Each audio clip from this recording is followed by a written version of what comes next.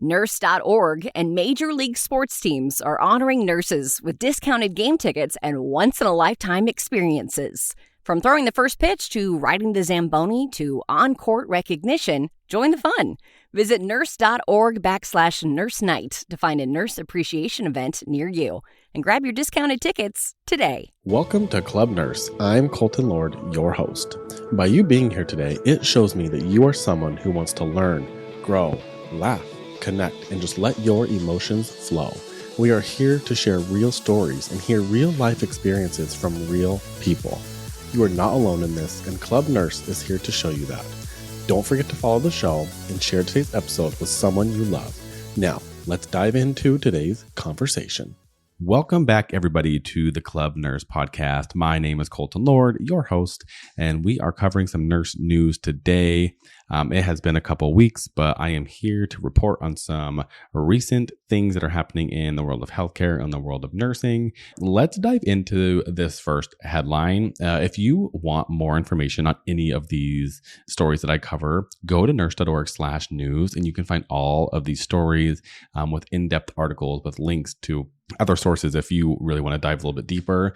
If what I'm saying is just a little bit too surface and you're like, I need to know more and I need more context on this, yes, go to the Nurse.org/news website, follow Nurse_org on Instagram, and that's where all of these articles are posted, all of the most up-to-date breaking news. You'll find all of that on there.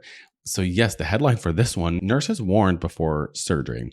Now surgeon who removed wrong organ faces manslaughter. Girl, this is crazy. Dr. Thomas Sheknovsky, 44 years old, was indicted on second-degree manslaughter charges after allegedly removing a 70-year-old patient's liver instead of his spleen during a 2024 surgery at a Florida hospital, resulting in catastrophic blood loss and death on the operating table.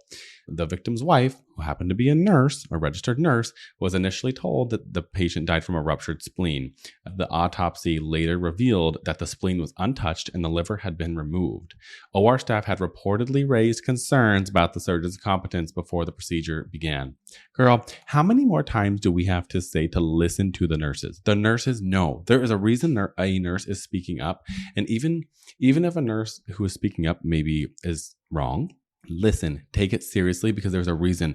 Nurses, they say this from the second you get into nursing school. You develop the sixth sense. Okay, that sixth sense is just your intuition, girl. And that is what you are feeling. So always speak up. Even if nobody's listening to you, speak up, document. I mean, this is insane, and these things should not happen. I understand that it's a difficult situation to be in. Obviously, you're going into surgery. I mean, what are you supposed to do at that point? Like, oh, the surgeon's not competent. Like, who makes that decision? So it's crazy, and it is very unfortunate and catastrophic that something like this has to happen. But I'm glad that there's at least justice and that they have caught him doing something that's wrong, because he did have a previous procedure that also led to, it was not a patient's death, but it was long-term health complications. The surgeon had removed part of a patient's pancreas instead of an adrenal gland during a routine surgery.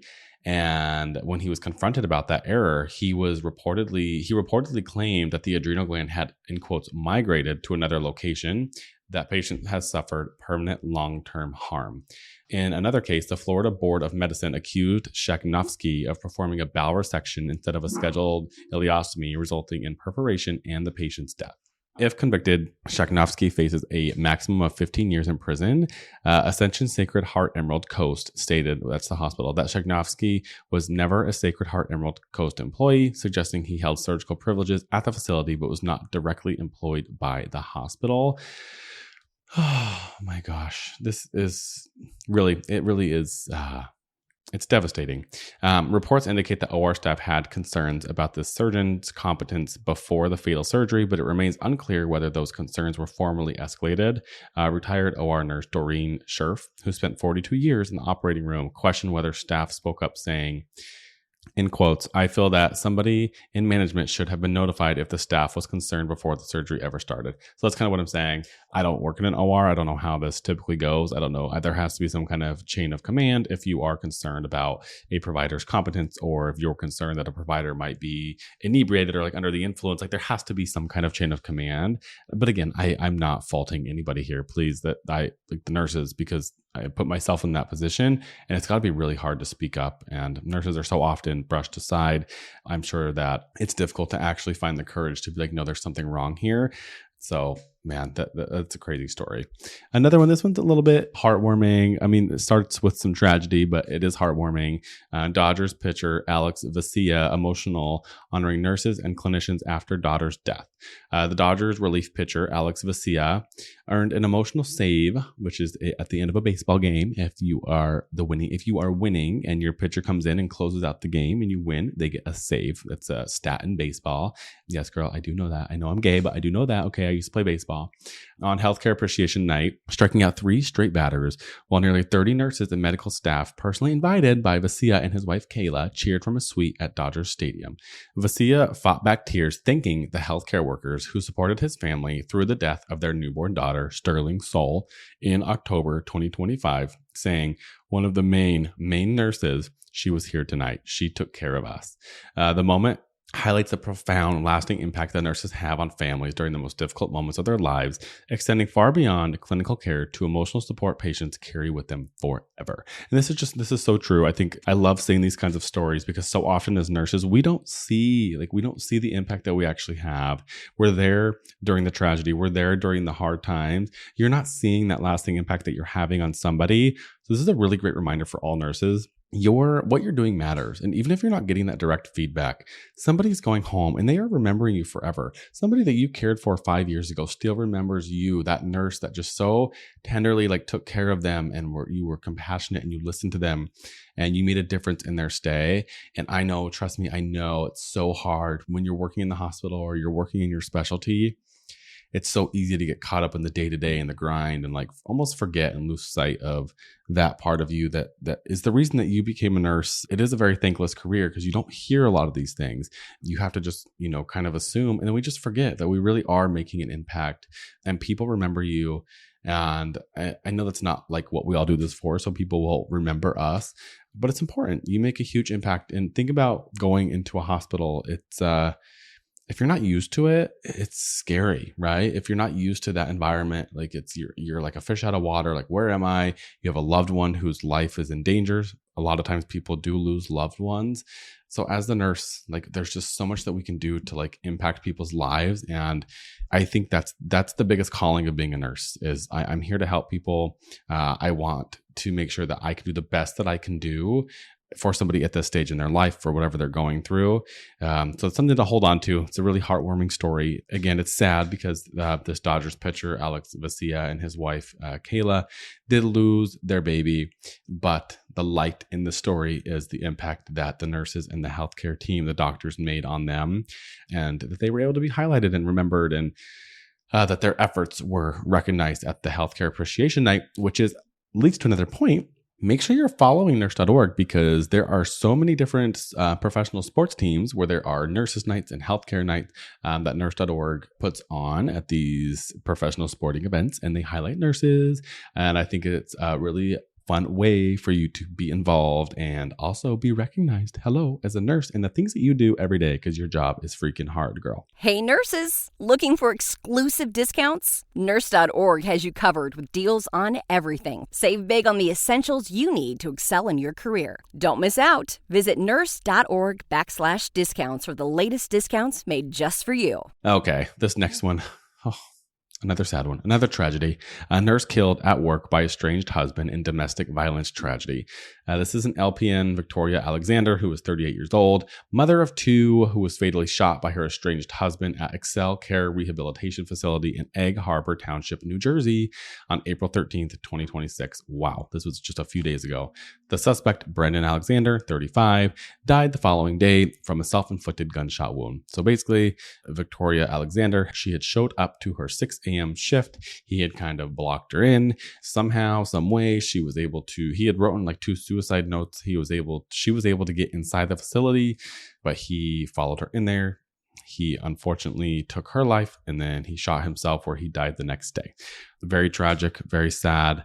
These types of things, domestic violence is so scary.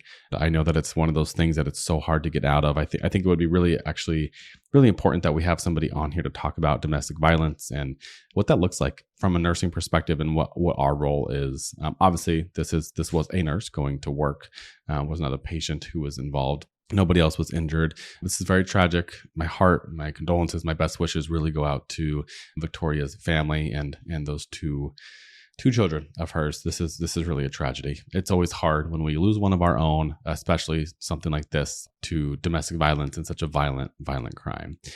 But just a reminder, this is something in this article from Nurse.org, that domestic violence doesn't stay home. For nurses whose work schedules and locations are often predictable, the risk of being targeted at work by an abusive partner is real.